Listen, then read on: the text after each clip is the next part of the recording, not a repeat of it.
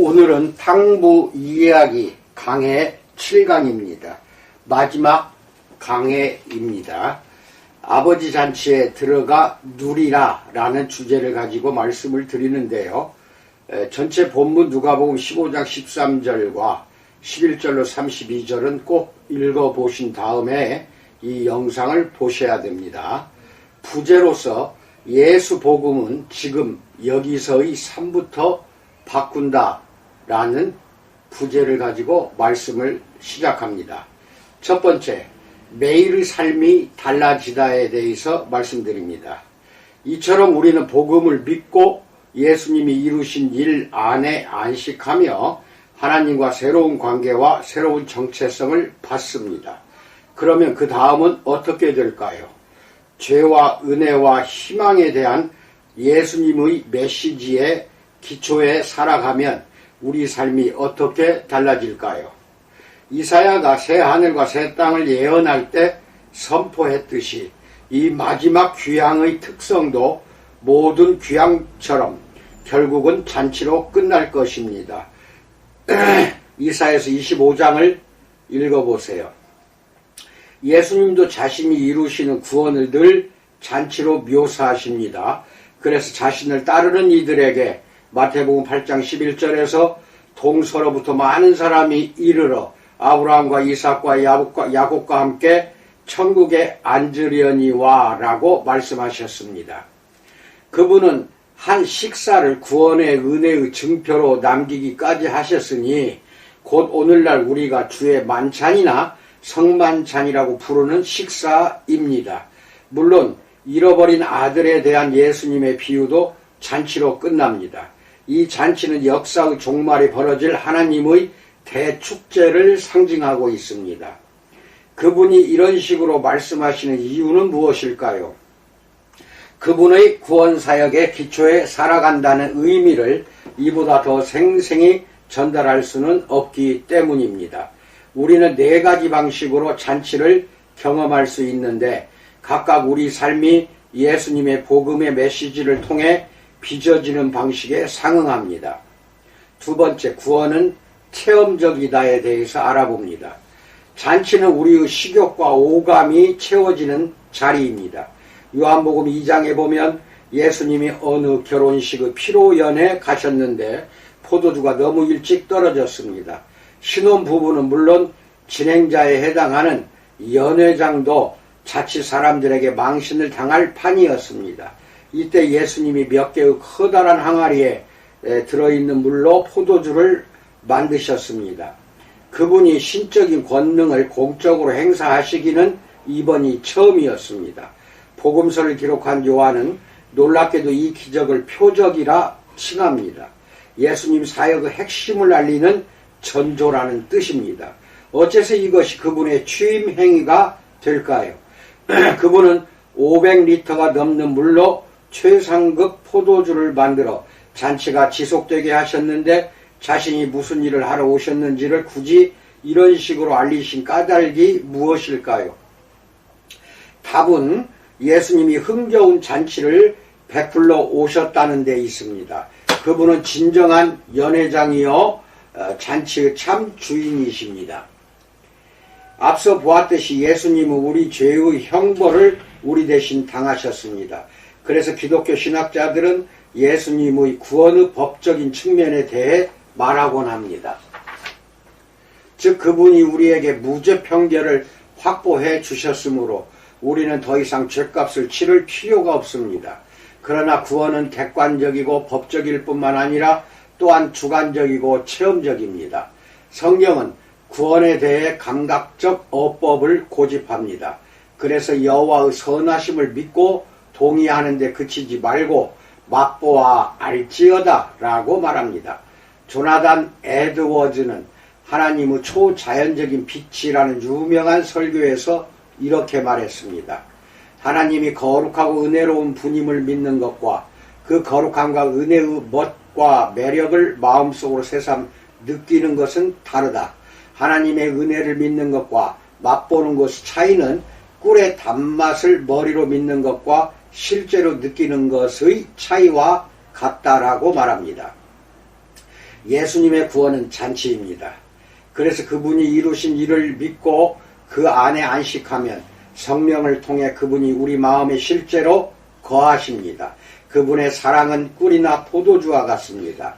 우리는 그분의 사랑을 믿기만 하는 것이 아니라 그 사랑의 실체와 아름다움과 위력을 느낄 수 있습니다.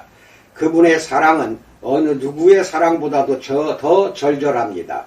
그 사랑이 당신에게 기쁨과 활력과 위로를 줄 수 있고 다른 무엇과도 다르게 당신을 일으켜 세우고 두려움에서 해방시킬 것입니다. 모든 차이는 여기서 옵니다. 당신이 수치심과 죄책감으로 가득 차 있다면 하나님의 자비를 추상적 개념으로 믿기만 해서는 안 됩니다. 그 자비의 단맛을 이를테면 심령의 입속에서 느껴야 합니다. 그러면 그분이 당신을 받아주셨음을 알게 됩니다. 당신이 염려와 불안으로 가득 차 있다면 하나님이 역사의 주관자임을 믿기만 해서는 안 됩니다. 그분의 눈부신 위엄을 심령의 눈으로 봐야 합니다. 그러면 만사가 그분의 손안에 있음을 알게 됩니다. 이런 경험이 정말 가능할까요? 어떤 사람들은 이것을 남들에 비해 더 어렵게 여깁니다. 기질상 더 이상적이고 통제되어 있기 때문입니다. 반대로 어떤 사람들은 내가 보기에 신비 체험에 너무 목말라 있어 모든 직감과 강한 감정을 주님이 주신 말씀으로 해석합니다. 예컨대 우리 대부분은 예수님이 주시는 것을 받으려는 열의가 너무 과하거나 또는 부족합니다. 그러나 그분이 우리를 아버지의 임재에 들어가게 해 주시는 것만은 분명합니다. 물론 지금은 맛보기에 불과하며 평생 성령의 도움으로 그분의 얼굴을 구하고 기도하는 동안 기복이 있습니다. 하지만 누릴 수 있음은 분명합니다. 찬송 작사가인 아이작 와츠는 그것을 이렇게 표현했습니다. 천국의 들녘에 이르거나 그 황금길을 걷기도 전에 시온산에서 거룩한 단비가 수시로 내리네 라고 말합니다. 세 번째, 타락한 물질 세계에도 구속하신다에 대해서 알아봅니다. 식사는 매우 물리적인 경험입니다. 예수님은 자신이 기억할 수 있도록 주의 만찬이라는 식사를 남기셨고 역사의 최종 목표도 어린 양의 혼인잔치라는 식사입니다. 계시록 19장을 보세요. 부활하신 그리스도는 제자들을 만나 함께 식사를 하셨습니다. 누가복음 24장 42절로 43절과 요한복음 21장 9절을 보세요. 이 모두는 무엇을 의미하는가요? 이는 예수님께 물질세계가 중요하다는 증거입니다.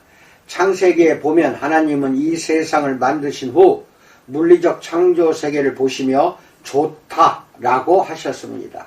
그분은 물질세계를 사랑하시고 돌보십니다.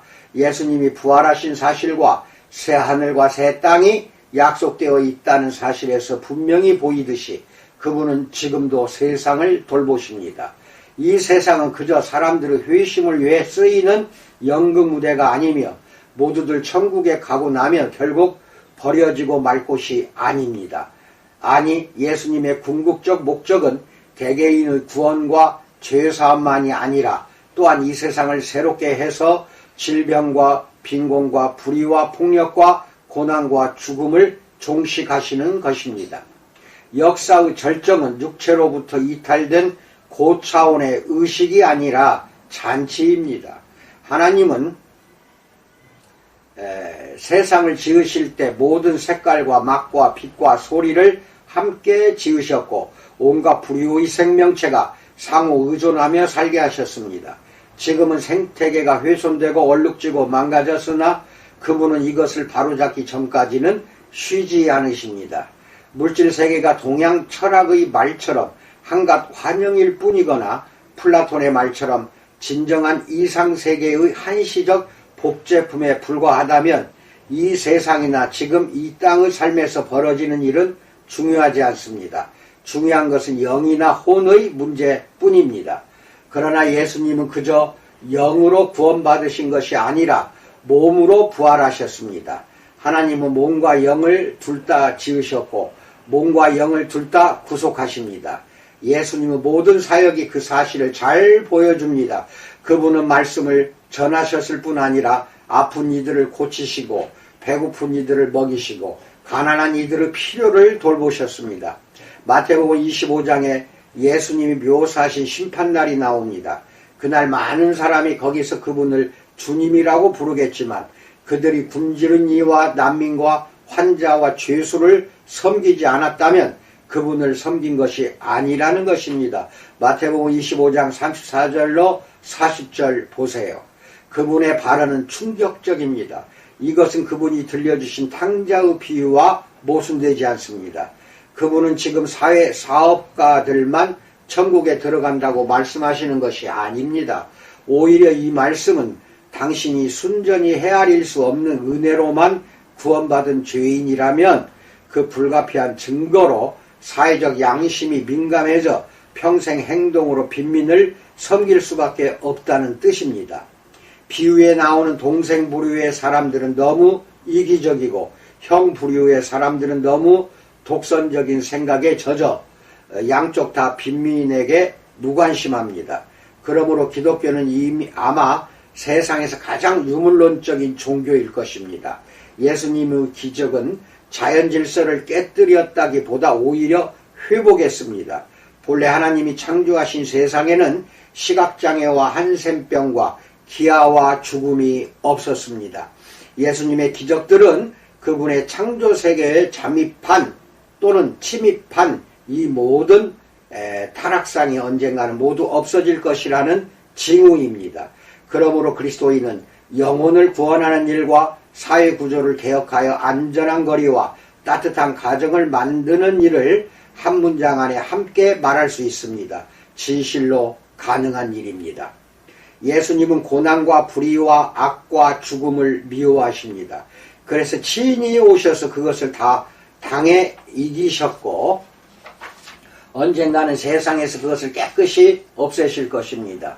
이 모두를 알기에 그리스도인은 기아와 질병과 불의에 대해 수동적일 수 없습니다. 칼 마르크스를 비롯한 사람들은 종교를 인민의 아편이라고 비난했습니다. 종교라는 진정제 때문에 사람들이 불의에 대해 수동적인 채 사후의 천국만 바란다는 것입니다. 물질 세계가 중요하지 않다거나 환영이라고 가르치는 다른 종교에는 그 말이 해당될지도 모릅니다. 그러나 기독교에서 가르치는 하나님은 이 물질 세계의 고난과 악재를 심히 미워하셔서 기꺼이 그 속에 들어가 그것과 싸우셨습니다. 제대로 이해한다면 기독교는 결코 인민의 아편이 아니라 오히려 정신이 들게 하는 명약입니다. 네 번째, 복음의 내면화, 복음의 생활에 대해서 알아봅니다. 식사는 몸에 영양분을 공급해 성장을 촉진합니다. 성찬식이라고도 하는 주의 만찬 역시 우리를 하나님의 은혜 안에서 계속 자라게 합니다. 인간이 생존하고 성장하려면 각자가 꾸준히 먹고 마셔야 합니다. 하나님의 은혜의 복음에 대해서도 우리는 똑같이 해야 합니다. 그것을 각자 자신의 것으로 삼아야 하며 점점 더 자신이 보고 생각하고 느끼는 모든 것을 중심에 두어야 합니다. 그럴 때 우리는 지혜와 사랑과 기쁨과 평안에서 영적으로 자랄 수 있습니다. 종교는 나는 순종한다, 고로 나는 하나님께 받아들여진다 라는 원리로 작동합니다. 그러나 복음의 기본적인 작동 원리는 다음과 같습니다. 나는 예수 그리스도가 이루신 일로 말미암아 하나님께 받아들여졌다, 고로 나는 순종한다가 기독교입니다. 앞서 보았듯이 복음을 믿는다는 것은 사람이 처음 하나님과 연결되는 방법입니다. 복음을 믿음으로써 하나님과의 새로운 관계와 새로운 정체성을 받습니다. 그러나 일단 믿어 그리스도인이 되었다 해서 그것으로 복음의 메시지가 끝났다는 생각은 금물입니다. 마르틴 루터의 근원적 통찰은 종교가 인간 심령의 기본값이라는 것입니다. 일부러 설정을 바꾸지 않는 한 당신의 컴퓨터는 자동으로 기본값 모드에서 작동합니다. 이와 비슷하게 루터는 당신의 마음 역시 복음으로 회심한 후에도 다른 원리로 되돌아가 작동할 것이라고 말합니다. 일부러 반복해서 복음 모드로 설정하지 않는 한 말입니다. 칭의와 희망과 의미와 안전을 하나님과 그분의 은혜가 아닌 다른 것들로부터 찾으려는 것이 우리의 습성이자 본능입니다. 우리는 한 차원에서는 복음을 믿지만 더 깊은 차원에서는 믿지 않습니다. 우리 마음이 사실상 의지하는 대상은 그리스도가 이루신 일이 아니라 사람들의 인정, 직업적 성공, 권력과 영향력, 가정과 가문의 정체성 등입니다. 그 결과 우리는 계속해서 다분히 두려움과 분노와 무절제에 끌려다닙니다.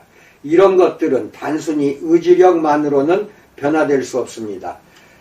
성경의 원리들을 배워 실천에 힘쓴다고 되는 것이 아닙니다. 영속적 변화는 복음을 더 깊이 이해하고 마음의 속속들이 배어들게 해야만 가능합니다. 말하자면 복음을 늘 섭취하고 소화해서 자신의 일부로 삼아야 합니다. 그래야 우리는 성장할 수 있습니다. 그런 변화는 실제로 어떻게 이루어질까요? 여러 모양으로 나타날 수 있습니다. 예컨대 당신은 돈을 더 후히 베풀고 싶을 수 있습니다. 하지만 이는 단지 의지에 압력을 가해서는 될 일이 아닙니다. 아낌없이 베풀지 못하게 당신을 막고 있는 원인을 잘 살펴야 합니다. 많은 이에게 재물이란 남들의 인정과 존경을 얻어내는 길입니다. 또 돈이 많으면 내 삶이 내 통제 소관인 것처럼 느껴집니다. 돈이 돈으로 끝나는 것이 아니라 우리 마음의 소망을 거기에 두고 의지하게 됩니다.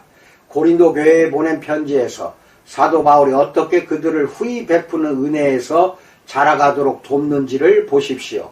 이것은 사도인 나에게 너희가 마땅히 행해야 할 의무다 라는 말로 그들의 의지에 압력을 가하지 않습니다. 그렇다고 무조건 감정에 호소해서 빈민들의 고달픈 사연을 늘어놓거나 고린도 교인들이 그 고생하는 이들보다 훨씬 부자라고 말하지도 않습니다. 대신 그는 이렇게 말합니다. 고린도 후서 8장 9절에서 우리 주 예수 그리스도의 은혜를 너희가 알거니와 부요하신 이로써 너희를 위하여 가난하게 되심은 그의 가난함으로 말미암아 너희를 부요하게 하려 하심이라 라고 말합니다. 바울은 그들을 도로 복음으로 데려갑니다. 이런 말이나 같습니다. 그분의 값비싼 은혜를 생각해보라. 그러면 결국 너희도 그분처럼 베풀고 싶어질 것이다 라는 말과 같습니다. 또 다른 예로 당신은 결혼 생활을 더 탄탄하게 만들고 싶을 수 있습니다. 에베소서 5장에서 바울은 부부들에게 말하자면 특히 그 대상은 남편들입니다. 바울의 독자들 중 다수는 결혼할 때 이교의 영향을 받은 나쁜 태도를 품고 있었습니다. 당시 지배사회에서 결혼은 주로 타산적 거래로 인식되었습니다. 사회 경제적 신분을 얻으려면 결혼을 최대한 잘해야 했고 성적인 만족을 얻는 길은 따로 있었습니다. 게다가 남자들은 여자를 동료나 친구로 대하는 것이 아니라 하대하도록 배웠습니다. 그런데 바울이 남편들에게 권면한 내용은 성적인 정절을 지킬 뿐 아니라 아내를 아끼고 높이며 아내가 인격적으로나 영적으로 성장하도록 도우라는 것이었습니다. 이는 결혼에 대한 전혀 다른 태도였습니다. 그러나 바울이 어떻게 독자들의 동기를 불러일으키는지 잘 보십시오. 여기서도 그는 위협하거나 무조건 훈계하지 않습니다. 본받아야 할 훌륭한 모본을 제시하지도 않습니다. 오히려 예수님의 구원을 남편의 희생적 사랑으로 생생히 그려냅니다. 에베소서 5장 25절로 27절에서 남편들아 아내 사랑하기를 그리스도께서 교회를 사랑하시고 그 교회를 위하여 자신을 주심같이 하라. 이는 곧 물로 씻어 말씀으로 깨끗하게 하사 거룩하게 하시고 자기 앞에 영광스러운 교회로 세우사 티나 주름 잡힌 것이나 이런 것들이 없이 거룩하고 흠이 없게 하려 하심이라 라고 말합니다. 예수님은 우리가 아름다워서 우리를 사랑하시는 것이 아닙니다. 그분의 희생적인 사랑으로 말미암아 우리가 아름다워지는 것입니다.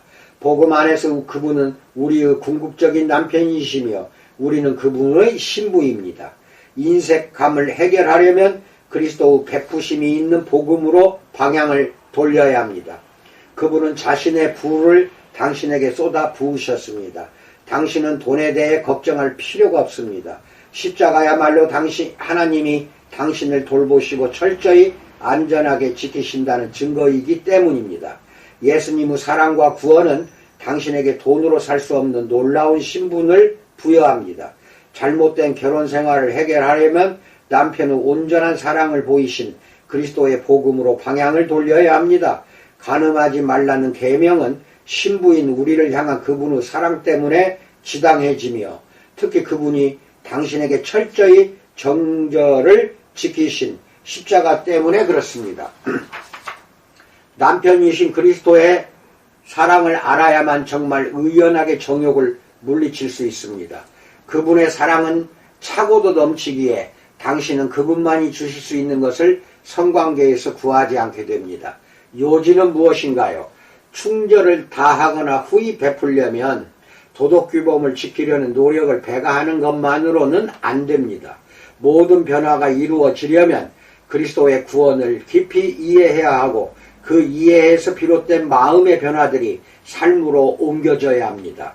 복음을 믿으면 우리의 동기, 자아에 대한 이해, 정체성, 세계관 등이 뜯어 고쳐집니다. 마음의 변화 없이 규정만 지키는 행동은 피상적이고 일시적일 뿐입니다. 그러므로 복음은 그리스도인의 삶의 출발점일 뿐만 아니라 종착점입니다. 우리의 문제들은 다분히 우리가 끊임없이 복음으로 돌아가 그것을 내면화하고 생활화하지 않기 때문에 발생하는 것이 우리의 문제들입니다. 그래서 마르틴 루터는 이렇게 썼습니다. 복음의 진리는 모든 기독교 교리의 기본 조항이다. 가장 중요한 일은 우리가 이 조항을 잘 알고 다른 사람에게 가르쳐 그들의 머릿속에 계속 주입하는 것이다 라고 말합니다. 하지만 사람들은 내게 이런 반론을 펴니다. 잠깐만요. 그러니까 그리스도 안에서 성장해 가려면 자신이 얼마나 은혜로 사랑받고 수용된 존재인지 자꾸 자신에게 되뇌라는 말입니까? 그게 진척을 이루는 최선의 방법은 아닌 것 같은데요. 종교 동기는 부정적일지 몰라도 효과는 좋았습니다. 그때는 순종해야만 한다는 것을 알았거든요. 순종하지 않으면 그분이 기도에 응답하지 않으시거나 천국에 들여놓지 않으실 테니까요. 그런데 이 동기들을 없애버리고 값없는 은혜와 과분한 수용만 너무 강조한다면 무슨 동기로 선하게 살겠습니까? 하나님의 뜻에 이의 없이 순종할 충실하고 열성적인 사람들이 이런 복음의 생활 방식으로는 배출되지 못할 것 같습니다. 라고 반론을 필 것입니다. 그러나 만일 형벌에 대한 모든 두려움을 잃는 순간 순종하며 살려는 동기까지 함께 잃어버렸다면 애초에 당신의 동기는 무엇이었습니까? 두려움이었을 수밖에 없습니다. 그 반대의 동기는 무엇일까요? 감사와 경외심에서 젖은 사랑입니다. 다음은 미국의 어느 목사의 이야기입니다. 몇 년 전에 나는 내가 목사로 섬기는 리디머 교회에 처음 나온 한 여성을 만났다.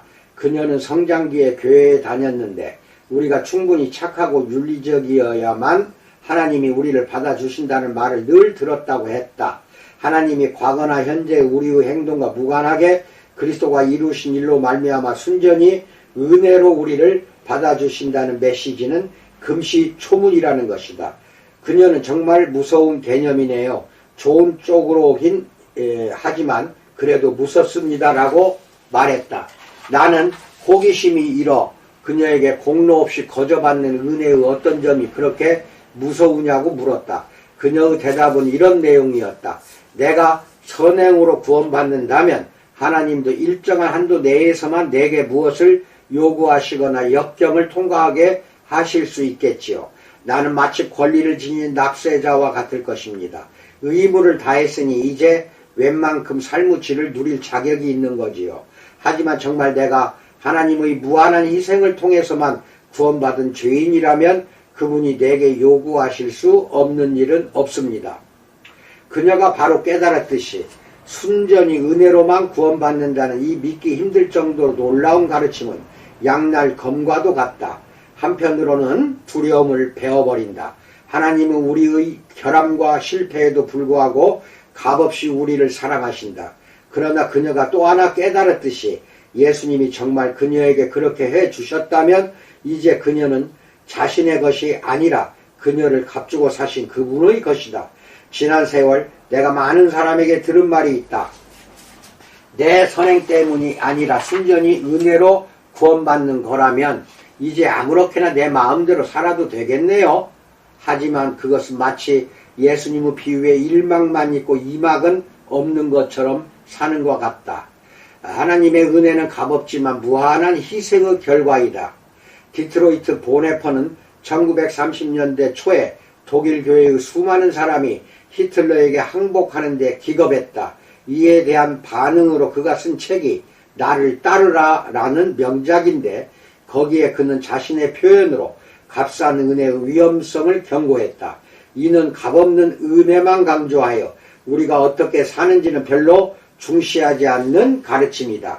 그가 말한 해답은 율법주의로 돌아가는 게 아니라 하나님이 어떻게 죄를 한없이 심각하게 대하시며 그분의 무한한 희생을 통해서만 우리를 죄에서 구원하실 수 있다는 사실에 초점을 맞추는 것이다. 그것을 깨달으면 우리 삶이 속속들이 다시 빚어질 수밖에 없다. 그리고 더는 비겁하게 이기적으로 살아갈 수 없음을 알 수 있다. 정의를 옹호하고 이웃을 위해 희생할 것이다. 그리스도를 따르는 데 수반되는 희생도 마다하지 않는다. 그분이 우리를 구하려고 치르신 대가에 피할 바가 못되기 때문이다. 이것을 잘 담아낸 성경 본문은 예수님이 마태복음 13장에 말씀하신 씨 뿌리는 자의 비유이다. 하나님의 말씀 곧 복음을 전하는 사람이 씨 뿌리는 자로 비유된다. 복음을 받고 받아들인 사람들은 세 부류가 있는데 그중 둘은 변화된 삶을 결실하지 못한다. 한 부류는 끈기와 인내가 없어 고난을 감당하지 못하고 다른 부류는 계속 염려하며 물질주의적 삶을 고수한다. 유일하게 변화된 삶을 결실하는 부류는 더 열심히 노력했거나 더 순종한 사람들이 아니라 하나님의 말씀을 듣고 깨닫는 사람들이다. 마태복음 13장 23절. 보네퍼는 역설하기를 하나님의 은혜로 삶이 변화되지 않은 사람들은 그 은혜에 수반된 엄청난 희생을 제대로 깨닫지 못했으며 따라서 복음을 제대로 깨닫지 못했다고 했다. 그들은 하나님의 보편적 사랑을 막연히 알 뿐이지 죄의 심각성과 그리스도가 우리를 위해 이루신 일의 의미에 대해서는 아직 잘 모르고 있는 것이다. 결국 마르틴 루터의 옛 강령에 여전히 핵심이 잘 압축되어 있다. 우리는 행위가 아니라 오직 믿음으로 구원받지만 그 믿음은 믿음으로만 남아있지 않는다라고 루터는 말한다. 어떤 행위로도 우리는 하나님의 은혜와 호의를 얻어낼 수 없다. 다만 그분이 예수 그리스도 안에서 우리에게 은혜를 베푸셨음을 믿고 믿음으로 그 은혜를 받아들일 수 있을 뿐이다. 그러나 희생적으로 우리를 섬기신 분을 참으로 믿고 신뢰한다면 우리도 희생적으로 하나님과 이웃을 섬기는 사람들로 변화될 수밖에 없다. 말로는 예수님을 믿는다면서 그것이 우리의 생활 방식에 영향을 미치지 못한다면 그 해결책은 지금부터 힘써 믿음의 행위를 더해야 한다는 것이라기보다는 처음부터 우리가 예수를 진정으로 이해하거나 믿지 못했다는 데서 출발해야 한다. 라고 말합니다. 다섯 번째, 혼자서는 성장할 수 없다에 대해서 알아봅니다. 잔치는 본질상 공동체적입니다. 어떤 회합이나 가족 모임이나 결혼식이나 기타 중요한 친목 행사도 식사가 없이는 완성될 수 없습니다. 누군가를 초대해 함께 먹는다는 것은 곧 긴장을 풀고 서로 알아가자는 초대입니다. 많은 문화에서 식사를 제의하는 것은 곧 우정을 맺자는 말입니다. 우리가 살고 있는 문화에서는 개인의 이해관계와 갈망이 가족이나 단체나 공동체보다 우선됩니다. 그러다 보니 영적 성장을 이루기 원하면서도 교회나 조직화된 기관을 상대로 자신의 독립성을 잃지 않으려는 사람들이 비일비재합니다. 나는 영적이지만 종교는 싫다. 라는 흔한 항변의 배후에 대개 그런 의미가 깔려있다. 많은 구도자가 교회에 대한 나쁜 경험 때문에 교회를 더 상대할 마음이 없습니다. 그들은 하나님과의 관계에 관심이 있으나 자신이 조직의 일원이 되지 않는다는 조건 하에서만 그렇습니다. 지금까지의 설교에서 설파했듯이 교회들이나 종교기관들이 종종 아주 불쾌감을 주는 데는 그만한 이유가 있습니다. 비유에 나오는 형들이 있다는 이유만으로 교회를 멀리한다면 이 또한 방식만 다를 뿐 스스로 의롭게 여기는 행동에 불과합니다. 게다가 다른 신자들의 공동체에 깊이 동참하지 않고는 당신은 결코 영적으로 성장할 수 없습니다. 일단의 그리스도인 친구들이 없이는 성장할 수 없습니다. 반드시 신자들의 가족에 속해야만 합니다. 다음은 또한 일화를 말씀을 드립니다. C.S. 루이스는 반지의 제왕을 쓴 J.R.R. 톨킨과 함께 문인들의 유명한 모임인 잉클링스의 일원이었다. 제2차 세계대전 후에 돌연사한 작가 찰스 윌리엄스도 회원이었는데 루이스 책 4가지 사랑에 그의 죽음을 인상 깊게 묵상한 우정이라는 제목의 에세이가 나온다. 내 친구들 안에는 각각 누군가 다른 친구만이 온전히 이끌어내 줄 수 있는 무엇이 있다. 나 혼자는 너무 작아서 전인을 불러내 활동하게 할 수 없다. 상대의 모든 면을 드러내려면 나 말고도 다른 빛들이 필요하다. 이제 찰스 윌리엄스가 죽었으니 찰스 특유의 농담에 대한 로널드 톨킨의 반응을 다시는 볼 수 없게 되었다. 찰스가 떠난 지금 로널드는 내 차지가 되었건만 내가 누릴 로널드는 더 많아지기는커녕 오히려 더 줄어들었다. 이런 의미에서 우정은 영광스럽게도 천국 자체를 가깝게 닮았다. 천국에서는 우리 각자에게 있는 하나님의 열매가 아무도 능히 셀 수 없는 허다한 복된 무리로 인해 배가가 된다. 그분을 보는 눈이 영혼마다 달라서 그 독특한 시각이 당연히 나머지 모두에게 확산되기 때문이다. 어느 옛 작가에 따르면 그래서 이사야가 본 환상 속의 스랍들은 서로 거룩하다 이사야서 6장 3절에서 외치고 있다. 이렇듯 하늘에서 내려온 떡은 우리 사이에서 나눌수록 더 풍성해진다 라고 말합니다. 루이스는 한 개인을 알아가는데 공동체가 필요했다고 말합니다. 그렇다면 예수 그리스도를 알아가는 데는 얼마나 더 그렇겠습니까? 흔히 그리스도인들은 예수님과 관계를 맺고 그분을 더 잘 알아가고 싶다고 말합니다. 그러나 이것은 혼자서는 절대로 불가능한 일입니다. 교회와 기독교 공동체에 깊이 동참하여 사랑과 책임의 견고한 관계를 이루어야만 합니다.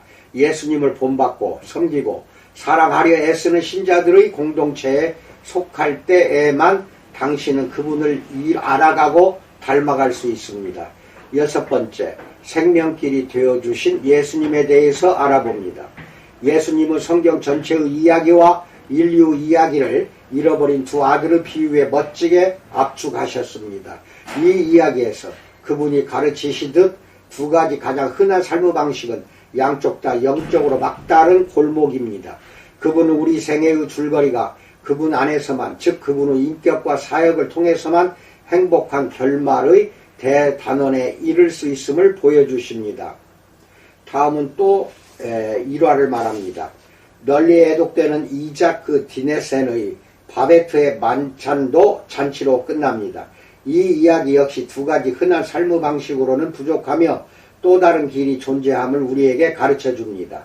디네센의 이야기는 마르티네와 필리파라는 두 할머니에 관한 것입니다. 그들의 아버지는 마을에 작은 교파를 세운 아주 엄격한 목사였습니다. 두 여인 모두 자라면서 감각적인 삶에 빠지고픈 유혹을 받았습니다. 마르티네에게는 위풍당당한 젊은 장교가 접근해서 그녀를 데려가려 했고 필리파에게는 그녀의 순수하고 청아한 목소리에 매료된 파리 오페라 단장이 손을 내밀었습니다.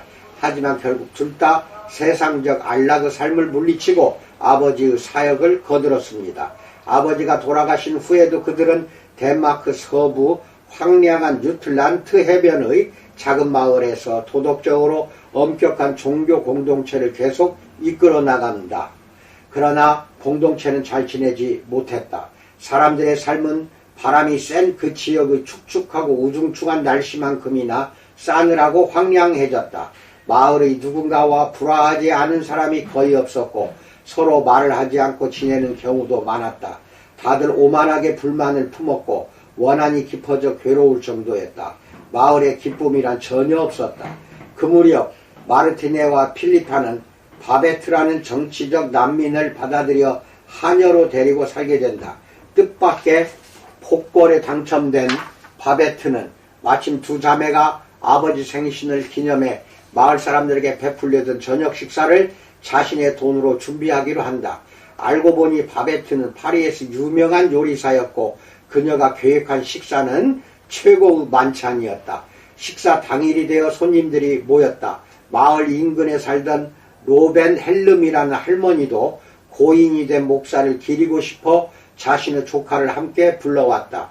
그런데 그 조카는 다름 아닌 오래전에 마르티네에게 접근했던 위풍당당한 젊은 장교로서 이제는 높은 장군이 되어 있었다. 마차를 타고 도착한 장군은 과거를 곰곰 회상했다. 모든 세상적 성공에도 불구하고 자신이 행복을 얻지 못했다고 느꼈다. 마르티네와 그녀의 진지한 신앙을 떠올리자 자신이 인생의 정말 중요한 것을 놓친 게 아닌가 하는 의문이 들었다. 그러나 마르티네와 필리파도 비록 종교적 봉사의 길을 걸었지만 자신들이 바라던 바를 얻지 못했음은 마찬가지였다. 드디어 모두들 앉아서 먹기 시작했다. 최고의 음식 솜씨와 완벽한 준비에 일제히 감탄이 쏟아졌다. 잔치의 위력이 사람들 사이에서 벽을 점차 허물었다. 훌륭한 음식과 음료의 영향으로 이전 원수들의 마음이 하나둘 서로를 향해 누그러졌다. 음식만큼이나 감미로운 말과 소감이 오갔다. 용서를 구하고 베풀었다. 여러 해 동안 서로 말을 하지 않고 지내던 두 노파도 다정하게 이마에 손을 얹고 말했다. 사랑하는 솔베이크여, 그대에게 하나님이 복을 주시기를. 사랑하는 안나여, 그대에게도 하나님이 복을 주시기를. 이윽고 필리파가 해맑고 아름다운 목소리로 노래를 불렀다. 모두 노래를 들으며 추억에 잠겼다. 그때 장군이 자리에서 일어나 시편 85편을 인용했다. 은혜와 진리가 하나로 만나고 의와 천국의 기쁨이 입맞추었습니다. 이어 그는 신기하게도 도덕과 기쁨, 윤리와 감각이 어우러질 수 있음을 이번 식사 중에 깨달았다고 말한다. 디네센의 이야기는 결말부도 참 좋다. 마을 사람들은 공동체의 치유를 경험했고 바베트도 변화된다. 여태까지 그녀는 마을에서 외로움을 느꼈으나 이제는 내 집에 온 듯 편해졌다. 장군도 떠날 때는 올 때와 달리 회한이 없다. 그러나 이 이야기는 핵심 문제를 아주 잘 제기할 뿐 분명한 해답은 내놓지 않는다. 감각적 쾌락을 쫓는 세상적 삶과 엄격한 윤리를 쫓는 종교적 삶은 둘 다 인간의 심령이 구하는 바를 가져다주지 못한다. 이자크 디네센에게 영향을 미친 덴마크의 위대한 철학자 키에르케고르는 이 둘을 각각 탐미적인 길과 윤리적인 길이라 칭하며 자신의 저작의 어느 쪽도 충분한 인생관이 못됨을 역설했다. 그렇다면 대안은 무엇인가? 바베트의 만찬을 먹던 사람들은 순간이나마 의와 천국의 기쁨이 만나는 신비로운 체험을 했다. 디네센이 그 두 길 너머의 탐미적인 이기심도 아니고 윤리적인 엄격성도 아닌 무엇이 존재한다는 자신의 믿음을 그렇게 고백한 것이다. 그것을 표현하는 방법으로 훌륭한 식사, 푸짐한 잔치보다 더 좋은 것은 그녀에게 없었다. 디네센의 이야기가 능숙하게 문제를 제기했다면 예수님의 비유는 문제의 해답을 내놓게 됩니다. 그분은 내가 하늘의 떡이라라고 말씀하십니다. 요한복음 6장 35절. 그분은 동생의 감각적인 길도 형의 윤리적인 길도 영적으로 막다른 골목임을 알려주십니다. 나아가 다른 길이 있음을 보여주십니다. 바로 그분 자신입니다. 그 길로 들어가서 그분의 구원의 기초에 살아가면 결국 우리는 역사의 종말의 최고의 잔치와 만찬에 이릅니다. 또한 미래의 그 구원을 기도, 다른 사람들을 섬김, 복음으로 인한 내적 본성의 변화, 지금 그리스도가 주실 수 있는 치유된 관계 등을 통해서 지금도 미리 맛볼 수 있습니다. 그래도 이것들은 장차 올 일의 맛보기에 불과합니다. 이사야서 25장 6절로 8절에서 만군의 여호와께서 이 산에서 만민을 위하여 기름진 것과 오래 저장하였던 포도주로 연회를 베푸시리니 곧 골수가 가득한 기름진 것과 오래 저장하였던 맑은 포도주로 하실 것이며 또 이 산에서 모든 민족의 얼굴을 가린 가리개와 열방 위에 덮인 덮개를 제하시며 사망을 영원히 멸하실 것이라. 주 여호와께서 모든 얼굴에서 눈물을 씻기시며 자기 백성의 수치를 온 천하에서 제하시리라. 여호와께서 이같이 말씀하셨느니라 라고 말합니다. 아멘. 이상입니다. 오늘까지 7차례 나누어서 탕자의 이야기를 전해드렸습니다. 탕자 이야기는 곧 탕부의 이야기입니다. 탕자가 모든 것을 허랑방탕하게 낭비를 했지만 하나님은 우리를 위해서 허랑방탕은 아닙니다. 온 몸까지도 다 바치셨습니다. 은혜로 온 몸을 다 불태우고 십자가에 매달리셨습니다. 그래서 우리를 은혜로 값없이 구원해 주셨습니다. 이것이 탕부예요. 뭔 조건이 없습니다. 조건이 없어요. 조건 없이 모든 것을 다 우리에게 주셨습니다. 심지어 예수님은 이 땅에 섬기러 왔다고까지 말씀하셨습니다. 그게 탕부의 이야기예요. 하나님은 그런 분이십니다. 이걸 잊지 말고 항상 삶에서 복음이 잘 나타나는 성령의 충만한 인도가 여러분에게 넘치기를 주님의 이름으로 축원드립니다. 감사합니다.